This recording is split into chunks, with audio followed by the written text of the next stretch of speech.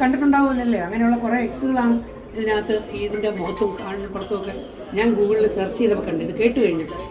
അതുകൊണ്ട് ഒരു വൃത്തികെട്ട പാവയായിരുന്നു, അതാണ് എൻ്റെ ഒരു വിഷമം. അത് ഞാൻ പറഞ്ഞില്ല, ഉണ്ടോ ഇല്ലെന്നറിയാം. ഞാൻ മണപ്പിച്ച് നോക്കിയിട്ടില്ല, ഞാൻ കൈ പിടിച്ചു നോക്കിയിട്ടില്ല, ഞാനല്ല ഉണ്ടാക്കി കൊടുത്തത്.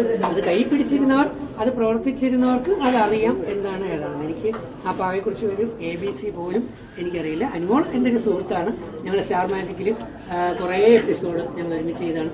അനുമോളെക്കുറിച്ച് ഏറ്റവും നല്ല രീതിയിൽ ആദ്യം കമൻറ്റ് ചെയ്തത് സ്റ്റാർ മാജിക്കിൽ ഞാനായിരുന്നു. അത് അനുവിനെ തന്നെ നന്നായിട്ടറിയാം. പക്ഷെ പാവ എന്ത് ടൈപ്പാണെന്ന് എനിക്കറിയില്ല. പക്ഷെ പാവ എനിക്ക് വൃത്തിയില്ലാത്തൊരു പാവ, വൃത്തികെട്ട പാവ, ഒരു കൂതറ പാവ. അതിനെ ഇത്രത്തോളം താലോലിക്കണോ വേണ്ടയോ എന്നുള്ളതാണ് എൻ്റെ ഡൗട്ട് ഉണ്ടായിരുന്നത്. അതിനെ അങ്ങോട്ട് പൊതിഞ്ഞ് കെട്ടി ആരീരാരം പാടുന്ന കണക്ക് കാണിച്ച് ഇങ്ങനെയൊക്കെ കൊണ്ടു കിടക്കണമെങ്കിൽ അതെന്തോ കോടിക്കണക്കിന് വില മതിക്കുന്ന എന്തോ ഒരു പാവയെ പോലെ നമുക്ക് തോന്നൂലേ? അത്രയേ ഉള്ളൂ.